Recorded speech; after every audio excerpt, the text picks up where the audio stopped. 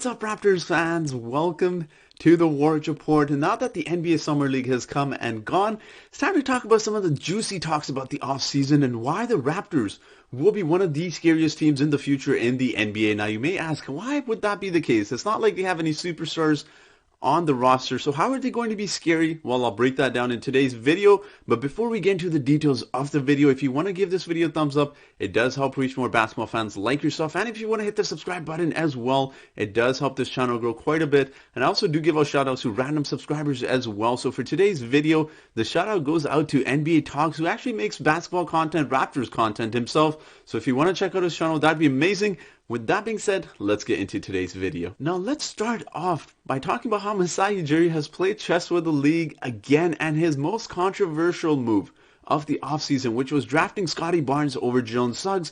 Every single person in the NBA was questioning why Masai Ujiri would pass on someone like Jalen Suggs when he's available at that 4 spot. We had Raptors fans questioning him. We had the NBA media, NBA so-called experts were questioning Masai Ujiri and why the Raptors chose Scotty Barnes over Jalen Suggs. And the reason why we chose Scotty Barnes, you saw it in the Summer League in terms of defensive versatility. He's able to guard multiple positions, the enormous wingspan of his, 7'2", 7'3", whatever it is. He's able to really disrupt defenders with his length, his movement, and he's just able to do so much on the court for someone his size. He's able to play multiple positions. He's able to pass.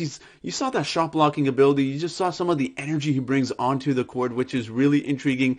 And the reason we drafted Scotty Barnes was because we see this direction the Raptors are heading.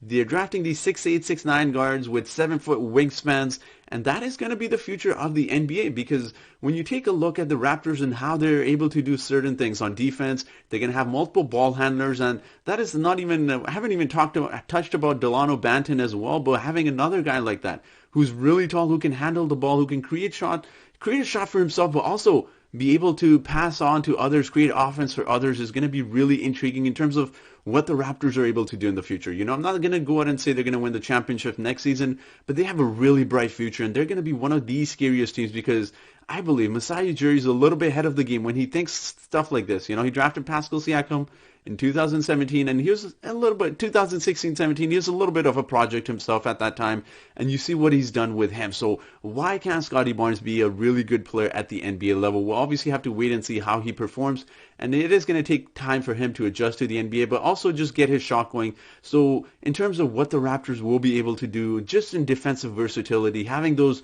long 7-foot wingspan guys who can pass, who can defend, who can play multiple positions, you know, so that's going to be really scary. And that's not even taking into account the players that Raptors already have. Pascal Siakam, Fred VanVleet, OG Anunoby, Gary Trent Jr. all locked in for multiple years. So the Raptors will have not only a few years to develop these young guys, they'll also have their core, which is only going to get better in the next couple seasons. So that's going to be really exciting to see as a Raptors fan, as a basketball fan, where the Raptors are heading in terms of the length and how they're going to play some of these guys. Scotty Barnes can play multiple positions. He can play the point guard, small forward, he can play power forward, and I don't doubt his ability to play the center position as well.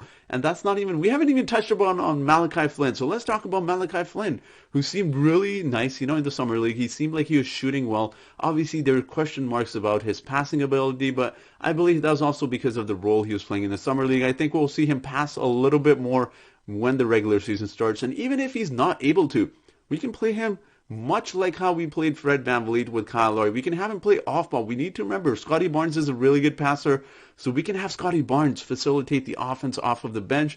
And Malachi Flynn, you know, he can shoot that three-point ball, so he can be set up very nicely with Scotty Barnes. And, I mean, let's talk about Delano Bantan. Now, we haven't even touched about Delano Bantan, and I originally was not happy with the pick because I liked Jericho Sims. There are some other guys that would have liked the Raptors to draft, but Delano Bantan has really impressed me outside of those first 2 games where, you know, he looked a little bit shaky. He was turning the ball over quite a bit. He was turning the ball over a lot, but we've seen him improve quite a bit the last few games of the NBA Summer League. He was doing a lot of stuff. You know, he was attacking the basket aggressively. He was passing. He's getting his teammates involved, and his defense was there from the get-go. You know, you see him blocking perimeter shots. Again, it becomes that thing where those 6'8", 6'9" guys with 7-foot wingspans. It seems like he was blocking a lot of shots like Chris Boucher on the perimeter, you know. So it's exciting to see as a Raptors fan. It's exciting to see as a basketball fan.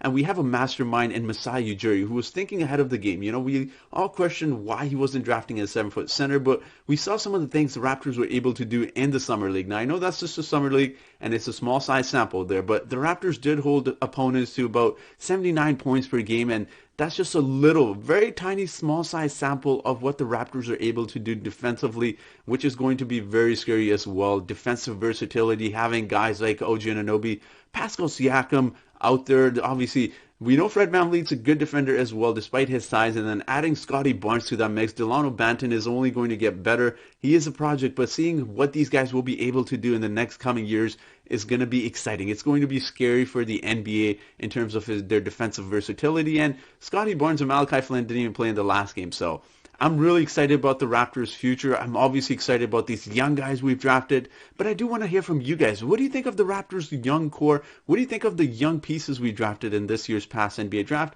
Let me know all of the fun stuff in the comment section below. And if you guys are still watching this video, thank you so much for watching. Have a great day.